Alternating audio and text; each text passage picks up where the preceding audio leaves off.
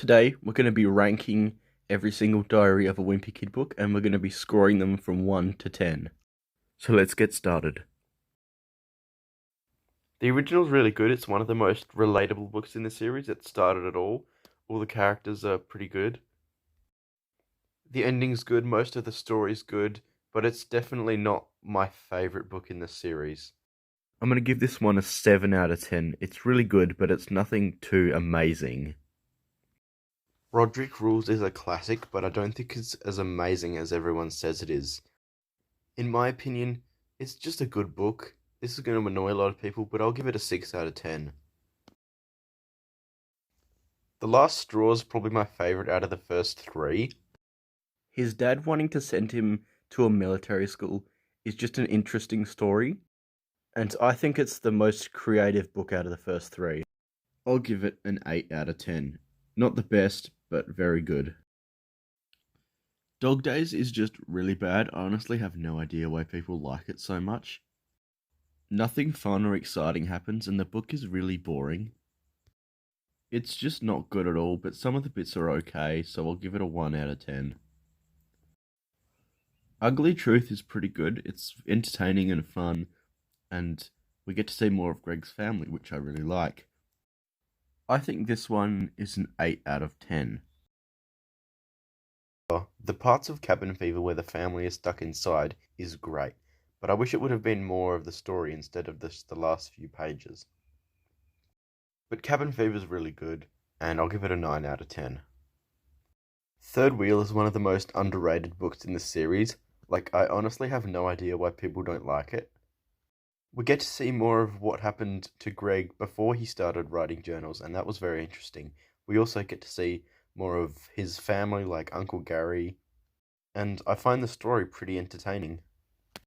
He also assists Rowley in helping him become like a social chairperson or class president or something, and he actually helps Rowley, which is very rare. It's pretty good, but not the best, so I'll give it a 8 out of 10. Hard Luck is one of the best books in the series. We see Greg go through heaps of problems and heaps of bad stuff keeps happening to him, and it's interesting to see how he deals with that. We also get to see a lot more of Greg's family, which expands the universe and provides us with entertaining stories. The whole book is really entertaining and the ending is so good. I'll give this one a 9 out of 10. It's not my favourite book in the series, but it's still amazing. I like the plot of The Long Haul with the whole road trip adventure. What I don't like is how bad stuff keeps on happening to the family and it's not very fun or exciting. It's just a bit boring and kind of dull and miserable. But when it isn't dull and miserable, the story is one of the funniest books in the series, which holds it up by a lot.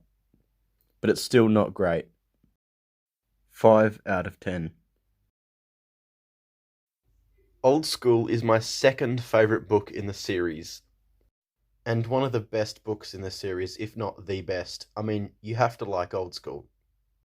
The storytelling is absolutely perfect, especially when this mysterious character, Silas Scratch, is introduced and described. And the best storytelling in the entire series is when it was revealed that Frank Heffley, Greg's dad, actually invented Silas Scratch, and then Greg continues the rumor. I absolutely love that. That is perfect storytelling. And an amazing ending. This whole book is legendary. 10 out of 10.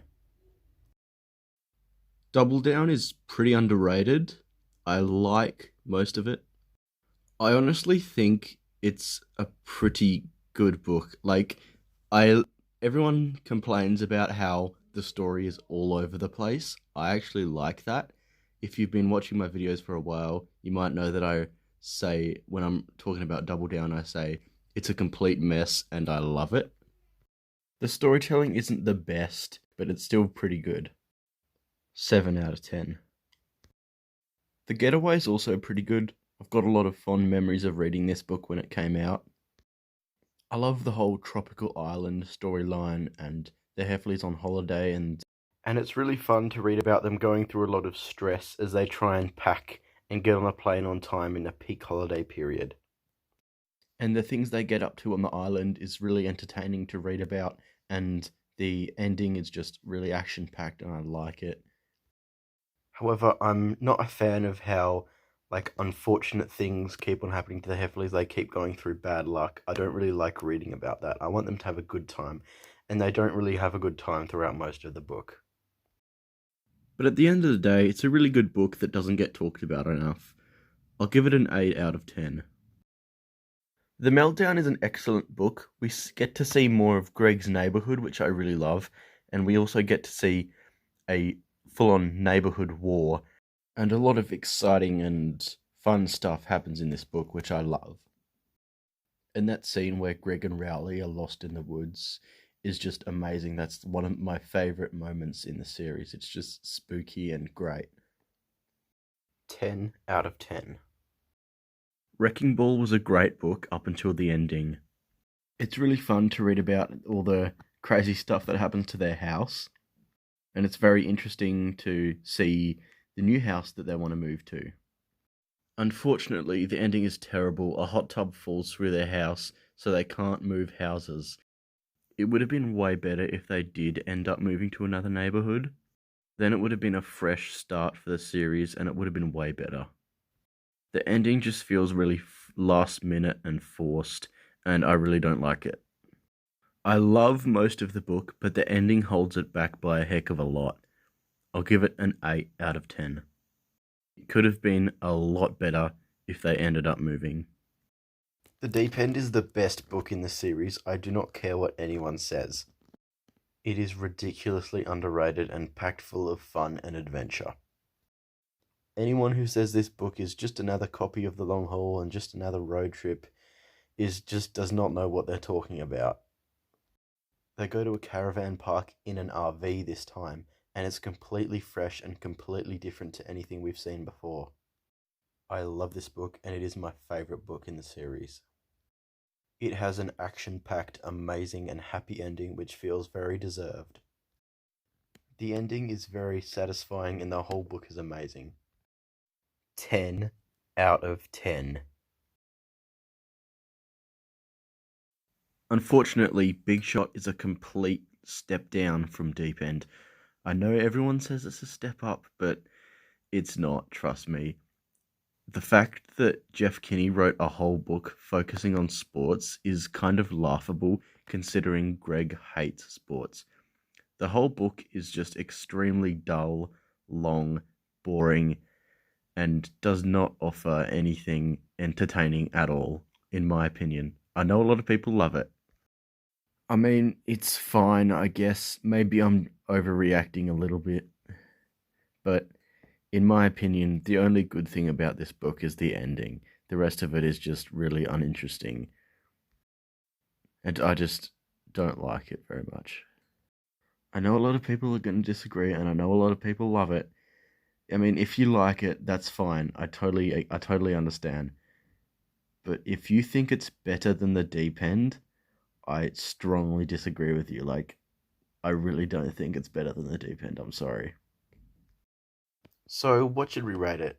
I think 4 out of 10 is a pretty fair rating for this one.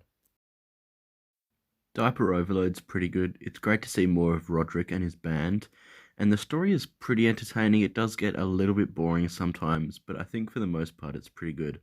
Even though Roderick's van being broken the whole time does kind of annoy me. And it's a bit disappointing that they didn't really do anything with Greg and Roderick's relationship. I still think it's a pretty safe book, and it's getting a 7 out of 10. No Brainer is the worst book in the series. The whole story is just really, really repetitive up until the ending, and the ending is just so rushed. And the ending is what the whole book should have focused on. The stuff that happens in the ending should have been what the whole story focused on. There's nothing good about this book at all, in my opinion. And that's a real shame, because the trailer made it sound really good and interesting. Sorry to end this video on a low note, but No Brainer is getting a 0 out of 10. Also, don't you think it's kind of ridiculous how Greg starts and ends an entire relationship within a few pages. I know this list was going to be super controversial, so let me know your opinions in the comments below. I hope you enjoyed the video, and thanks for watching.